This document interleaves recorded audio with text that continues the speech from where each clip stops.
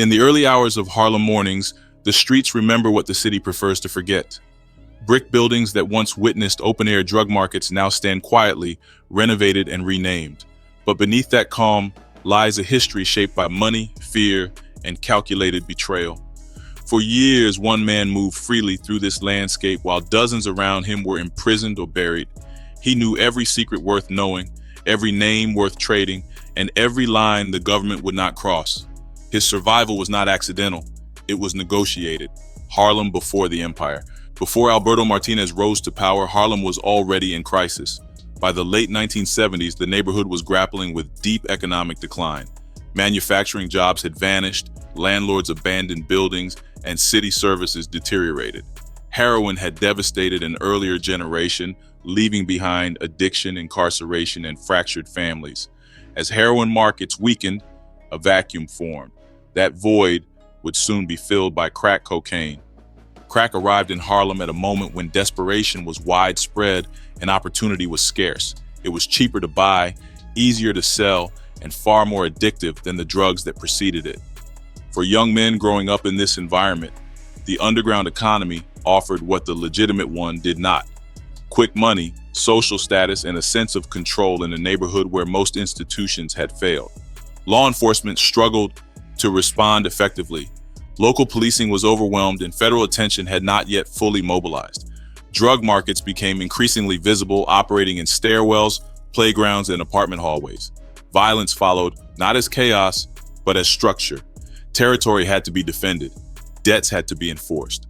This was the Harlem into which Alpo Martinez would emerge, not as an anomaly, but as a product of conditions already in motion. His story cannot be separated from the environment that made his rise possible. Alberto Alpo Martinez. Alberto Martinez was born in 1966 and raised in Harlem during a period of profound instability. Accounts from law enforcement and court records describe a childhood shaped by absent structure and constant exposure to street life. By his early teens, Martinez was already known to local police, involved in thefts and small-scale drug activity. His nickname, Alpo, followed him from adolescence into adulthood, eventually becoming synonymous with violence and betrayal. Those who later testified against him described Martinez as intelligent, impulsive, and unusually fearless. He was not known for restraint.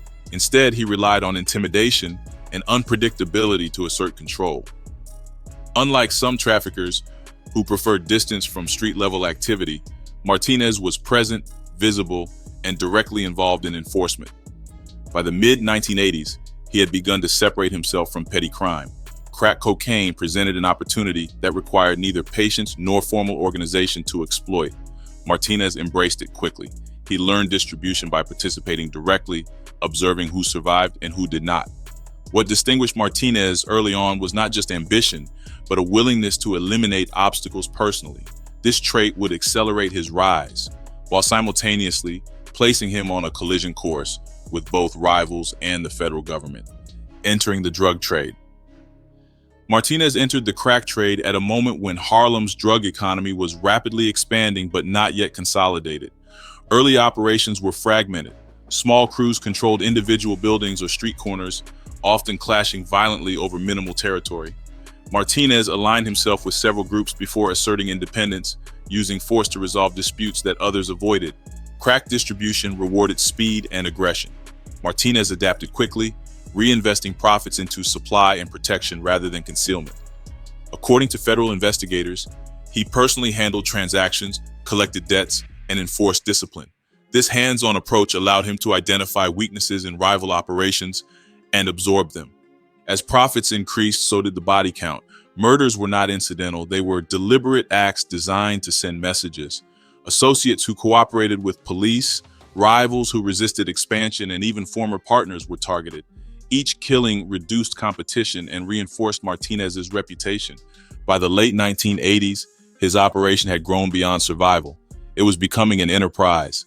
This expansion attracted the attention of larger organizations already operating in Harlem, most notably the Supreme Team.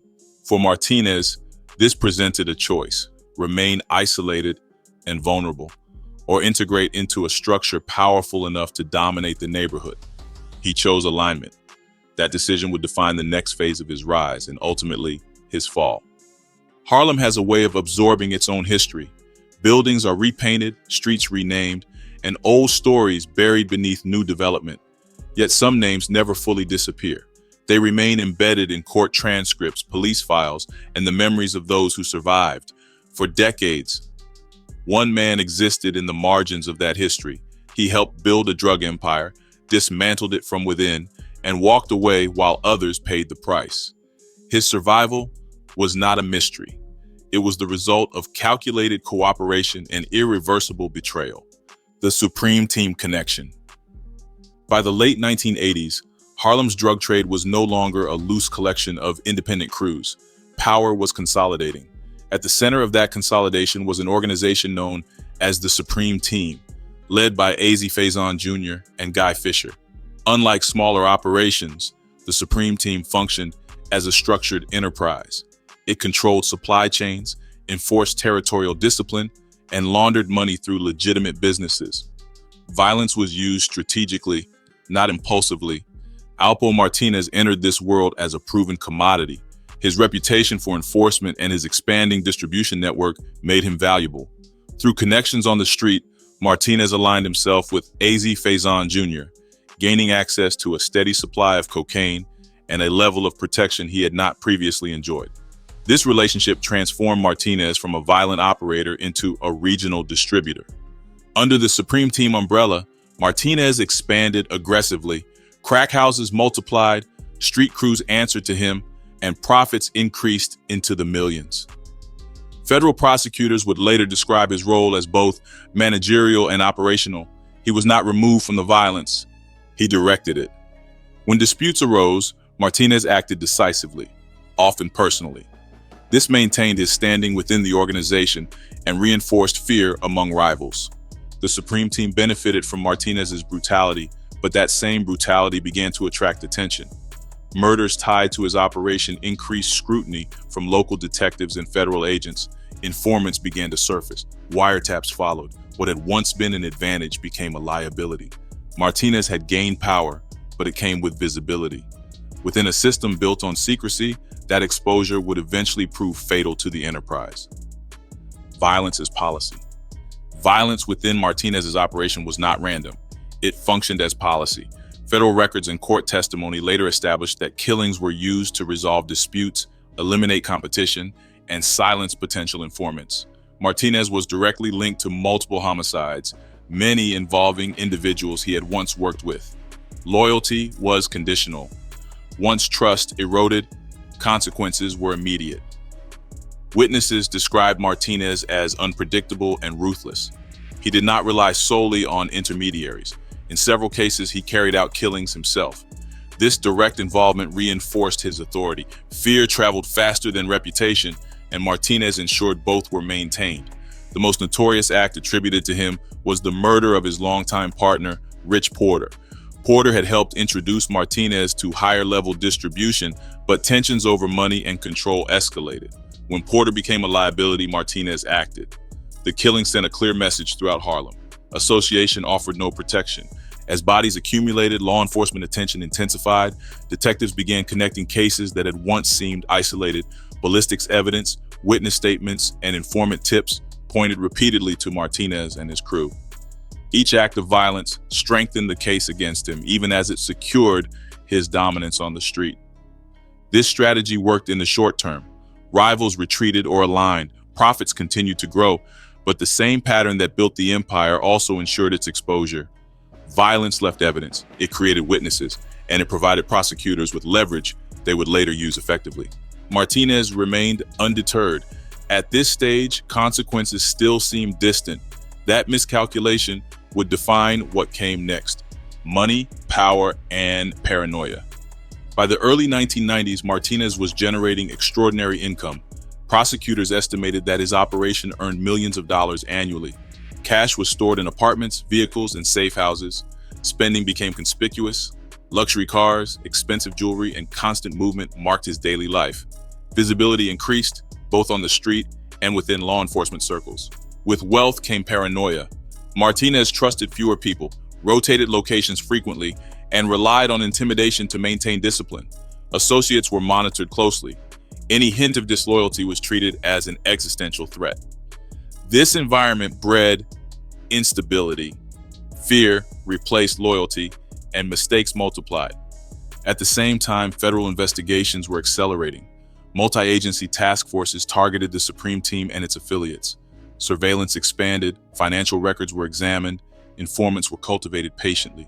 Martinez was named repeatedly in confidential reports, even when evidence remained circumstantial. Internally, the organization began to fracture. Arrests removed key players. Cooperation rumors circulated. Martinez sensed the shift.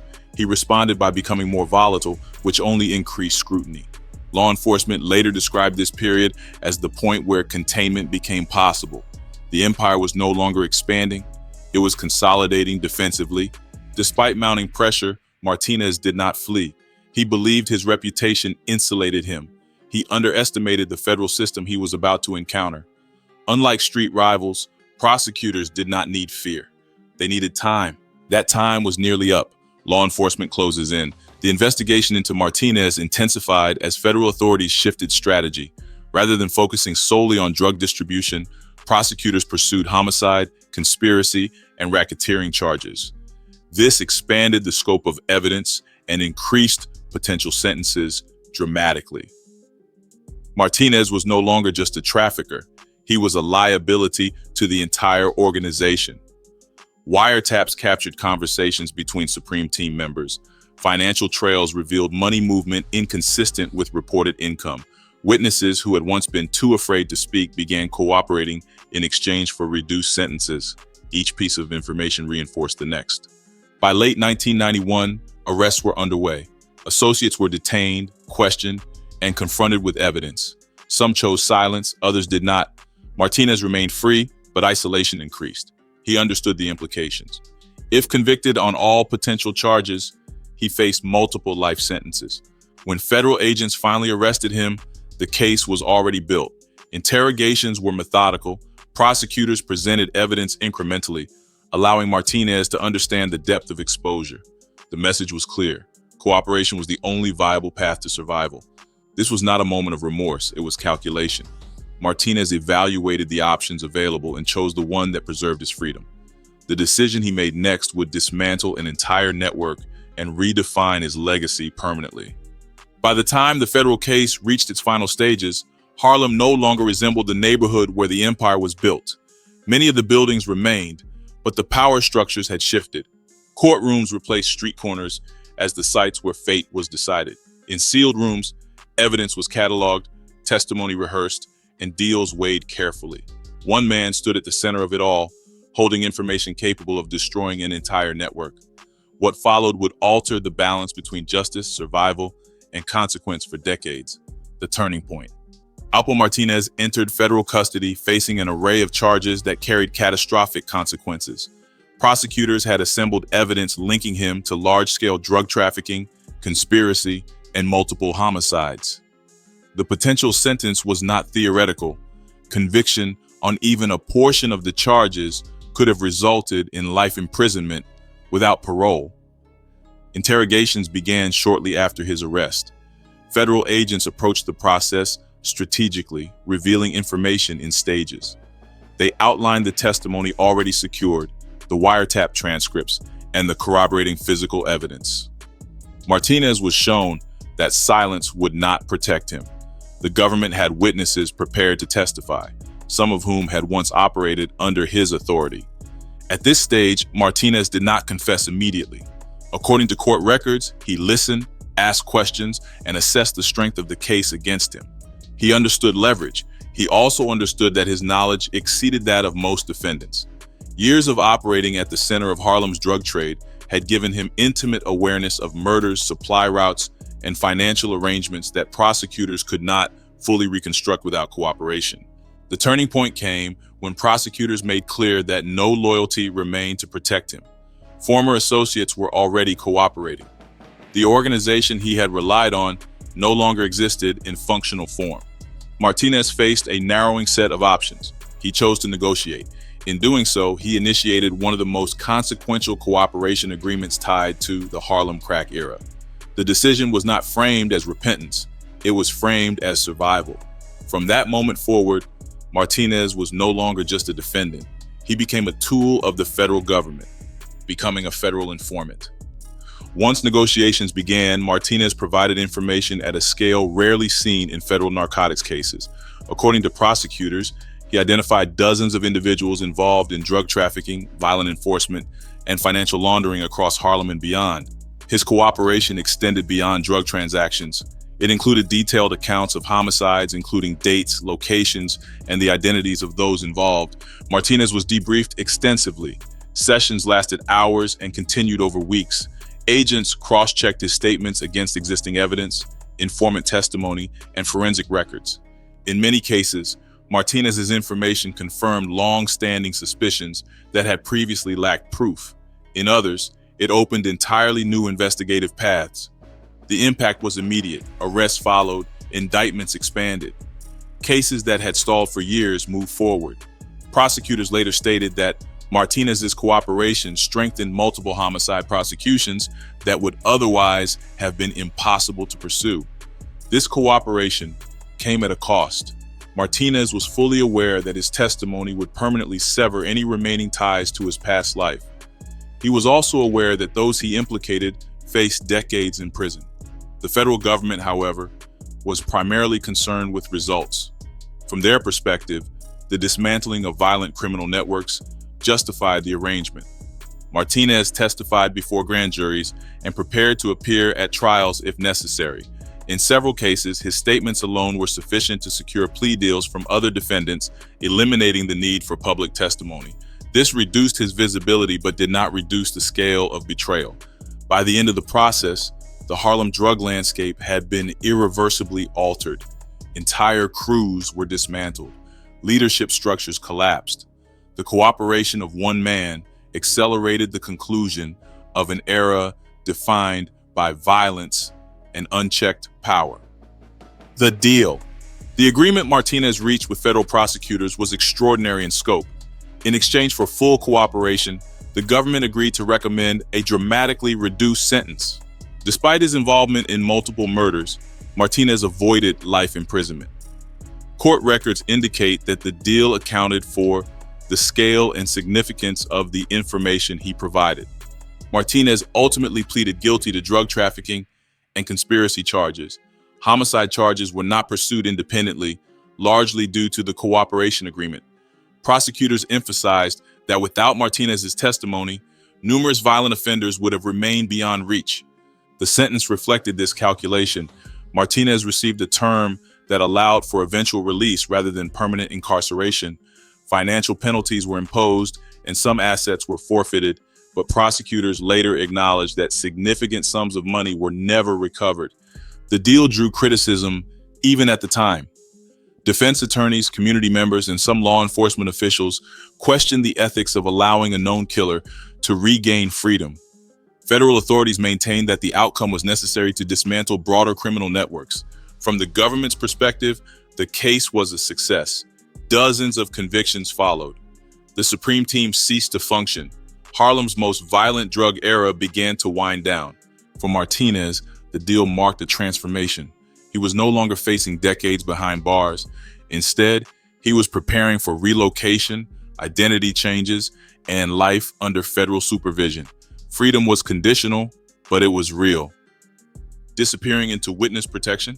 Following sentencing, Martinez was placed into the Federal Witness Security Program. The objective was simple: remove him from any environment where retaliation was possible. He was relocated, issued new identification, and instructed to sever contact with his former life. The program imposed strict conditions. Martinez was required to comply with federal guidelines, avoid criminal activity, and remain available if further testimony was required. In exchange, the government provided housing assistance, financial support, and protection. Life under witness protection was isolating. Martinez could not maintain past relationships or return to familiar locations. His identity became fragmented, divided between the person he had been and the one he was now required to present. Despite these constraints, he remained free. For years, Martinez lived without public attention. His cooperation agreements were sealed. His location was confidential. Many of those he had testified against assumed he would never resurface. This period marked the longest sustained absence of accountability. While dozens of former associates served lengthy sentences, Martinez lived outside prison walls. The disparity became a source of enduring resentment within affected communities. Federal officials considered the arrangement concluded once all obligations were fulfilled. Martinez, from their perspective, had paid his debt through cooperation. The system moved on, but the past did not. The unexpected freedom. As years passed, Martinez's life diverged further from the consequences faced by those he had implicated. He was no longer under constant federal supervision, restrictions eased, financial resources remained available. According to investigative reporting, Martinez retained access to funds that were never recovered during the original prosecutions. He lived openly in several locations, developing a routine that suggested confidence rather than fear. For many observers, this was the most unsettling aspect of the case. A man linked to extensive violence had not only avoided prison but appeared to thrive. Rumors circulated periodically about his whereabouts. Some dismissed them as myth. Others believed he remained under protection. Federal agencies declined to comment, citing confidentiality policies. The longer Martinez remained free, the more his story became emblematic of systemic trade-offs within the justice system. Cooperation had delivered results, but it had also produced an outcome many found difficult to reconcile with the scale of harm caused. By the time his name resurfaced publicly decades later, the context had changed. Harlem had changed. Law enforcement priorities had changed, but unresolved anger remained intact. Martinez had survived the system designed to punish him. That survival would eventually place him back in the environment he once dominated, where time had not erased memory. Time does not resolve every conflict. In some cases, it merely buries it. Decades after the collapse of Harlem's crack era, the names faded from headlines, but not from memory. Court cases closed, sentences were served, neighborhoods changed, yet the imbalance created by one cooperation agreement remained unresolved. For many, the story never ended. It waited quietly, carried by those who believed that punishment had been unevenly distributed. Eventually, that belief would resurface in the most direct way possible: rumors, resentment, and memory. For years after his disappearance, Alpo Martinez existed primarily as rumor. Stories circulated within Harlem and beyond about where he lived, how he survived, and whether he remained under protection. Some claimed he had changed identities multiple times. Others insisted he moved openly, protected less by the government than by distance and time. What did not fade was resentment. Families of victims remembered who had pulled triggers and who had avoided prison. Former associates who received long sentences understood the bargain that had spared Martinez. The imbalance hardened into anger. In interviews conducted years later, some described the outcome as a betrayal that never expired. The federal system did little to address this perception. Cooperation agreements are designed to function quietly, sealed by policy, and protected by confidentiality. For the government, the case had been resolved decades earlier. For those affected, it remained active. Martinez's name occasionally resurfaced in investigative reporting, often in discussions about informants who had received unusually lenient outcomes. Each mention reignited debate about the ethics of cooperation in violent crime cases. There was no official response. Agencies cited the results achieved and declined further comment. Within Harlem, memory functioned differently. Stories were passed informally, reinforced by shared loss rather than documentation. The details did not need precision. What mattered was the conclusion. One man had escaped the punishment imposed on others. As years passed, some assumed Martinez would never return. The expectation was that survival required distance. That assumption underestimated the pull of familiarity. When rumors shifted from distant locations to specific neighborhoods, resentment that had been dormant began to sharpen. Return to Harlem. In the years leading up to his death, Alpo Martinez returned to Harlem openly. He did not conceal his presence or attempt to blend into anonymity. According to multiple reports, he was seen regularly in familiar areas, interacting with residents and moving without visible protection. For some, the sight was shocking. For others, it was infuriating. The reasons for his return were never formally explained. Federal authorities did not comment on whether he remained under protection or whether any obligations still applied. What was clear was that Martinez appeared confident. He walked streets where his actions had once shaped entire blocks. Harlem itself had changed. Gentrification altered demographics, property values, and daily rhythms. Yet long-term residents recognized Martinez immediately. His past was not abstract, it was personal. Murders, betrayals, and prison sentences were not distant history. His presence disrupted the quiet balance that had formed over decades. Those who had lost family members or years of their lives did not view his return as accidental. It was seen as provocation, intentional or not. There were no public threats, no recorded confrontations. Tension existed without spectacle. Law enforcement did not intervene. Martinez was not wanted for any outstanding charges. Legally, he was free.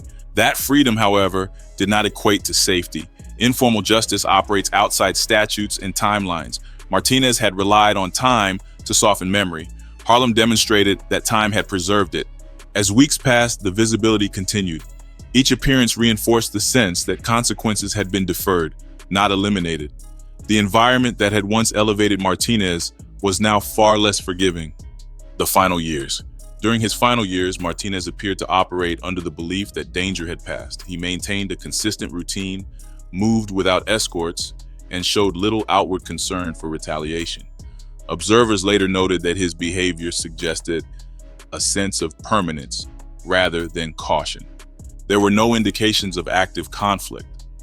Martinez was not involved in new criminal enterprises. He was not under investigation. From a legal standpoint, his case was long closed. This apparent normalcy may have reinforced his confidence. For those who recognized him, reactions varied.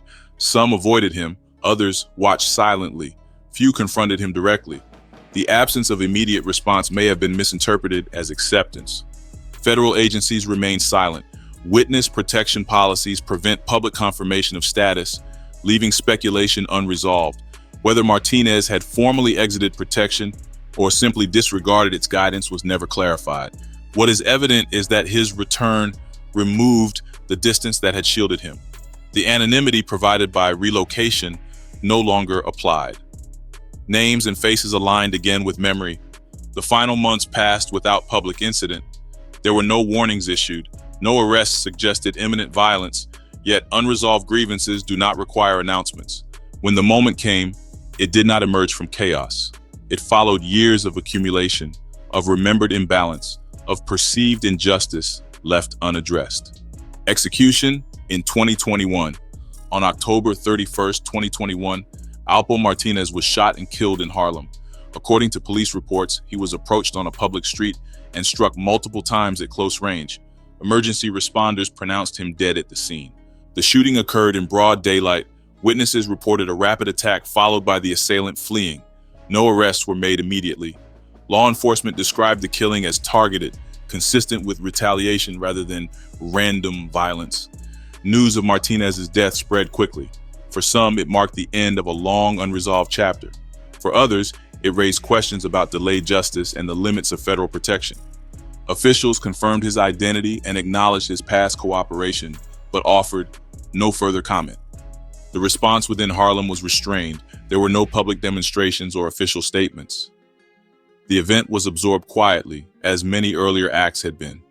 Investigators reviewed surveillance footage, interviewed witnesses, and canvassed the area. Despite these efforts, the case remained unsolved. No suspects were publicly named.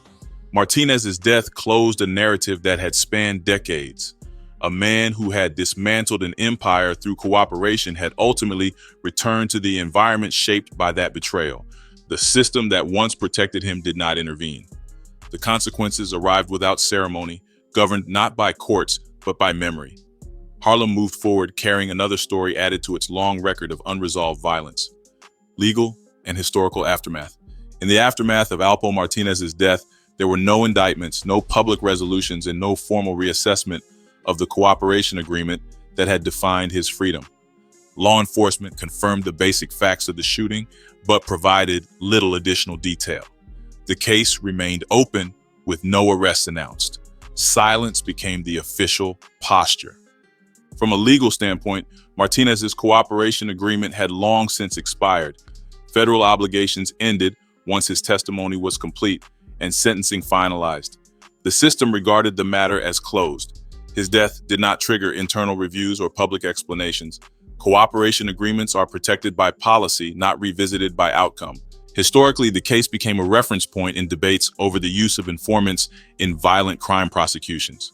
Legal scholars and journalists cited Martinez when examining the ethical boundaries of plea bargaining. Supporters argued that his cooperation dismantled a violent drug network and saved lives. Critics countered that it undermined public confidence by allowing a major participant in multiple homicides to avoid proportional punishment. Within affected communities, the legacy was more personal.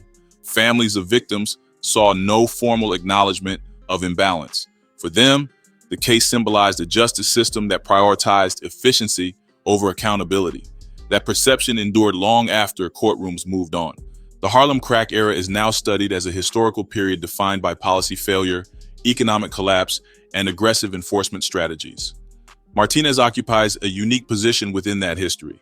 He was both a driver of violence and a key instrument in its suppression. His life intersected with nearly every major contradiction of the era. Decades later, his story remains unresolved in the public imagination.